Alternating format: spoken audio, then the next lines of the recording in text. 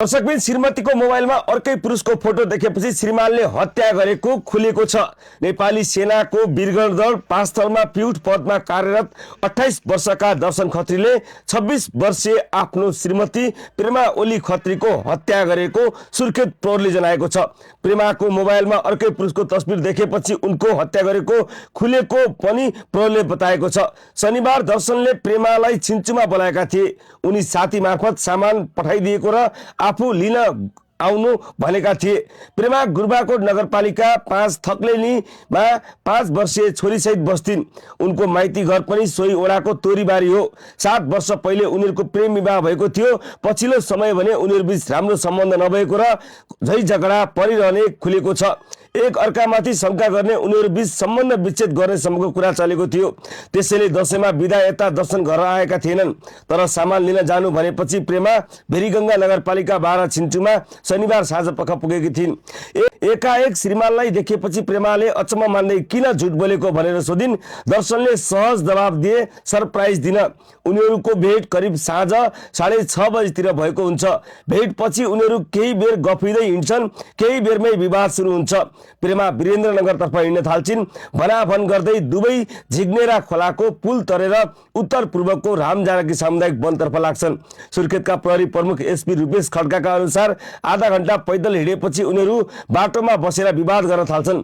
त्यही बीच दर्शनले प्रेमाको मोबाइल खोज्छन्। मोबाइलमा अर्कै पुरुषको तस्बिर देखेपछि यो को हो भन्दै सोधखोज गर्छन्। प्रेमाले पनि दर्शनलाई विभिन्न महिलासँगको बारे कुरा झिक्छिन्। आवेगमा आएर दर्शनले नजिकैको ढुङ्गा उठाएर प्रेमाको टाउकोमा प्रहार गर्छन्। प्रेमा भुइँमा ढल्छिन्। दर्शन 5 मिनटसम्म पर्खिन्छन्। प्रेमा हलचल नगरेपछि मरेको सुनिश्चित गर्छन् अनि उनकै शलले घाँटीमा कसेर घिसार्दै केही परसम्म पुर्याउँछन् र पानी भएको खाल्डोमा फालिदिन्छन्। झुन्डिएर आत्महत्या गरेको जस्तो देखाउन प्रेमाको घाँटीमा शलले कसेर घिसार्दै पानीमा फालिदिएको बयान दर्शनले प्रहरी समक्ष गरेको एसपी खड्काले बताए।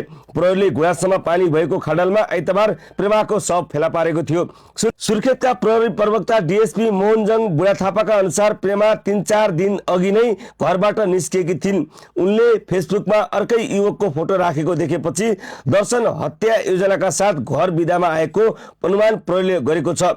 मोबाइलमा अर्कै पुरुषको फोटो देखेपछि एकाएक आवेगमा आएर हत्या गरेको बयान दर्शनले प्रहरी समक्ष गरेको डीएसपी थापाले बताए। श्रीमान र श्रीमती बीच आशंका अविश्वासको परिणाम स्वरूप हत्या भएको डीएसपी थापाले भने। उनका अनुसार दर्शनको पनि 3 जना महिलासँग सम्बन्ध रहेको खुलेको छ। स्त्रीसँग लागेको थाहा पाएपछि नै प्रेमा र दर्शन बीच अविश्वास चुलिएको देखिन्छ, थापाले भने। अनि प्रेमाले पछिल्लो समय फेसबुकमा परपुरुषको फोटो राखेपछि दर्शन बिदा मागेर घर आएका थिए। प्रेमाको हत्यापछि दर्शन सुर्खेतको एक होटेलमा गएका थिए। त्यहाँ आफ्नो झोला राखी गाडी चढेर गुरबाकोट स्थित आफ्नो घर गएका थिए। बेलुकी 8 बजे पुगेर त्यही बास बसेका थिए। थाकल खान जंगल गएका स्थानीयले प्रेमाको शव देखेपछि प्रहरीलाई खबर गरेका थिए।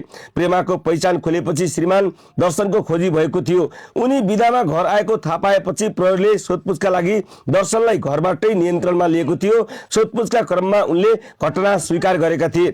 स्थलमा प्रहरीले ढुङ्गा प्रहारपछि प्रेमा भुइँमा लड्दा लागेको रगत, घाँटीमा शलले बाँधेर घिसारिएको बाटो र जंगलमा फालेको प्रेमाको मोबाइल पनि फेला पारेको छ। प्रहरी हिरासतमा रहेका दर्शनलाई जिल्ला अदालतबाट सोमबार 5 दिनको म्याद थप गरी घटना अनुसन्धान गर्न अनुमति प्राप्त भएको डीएसपी थापाले बताए।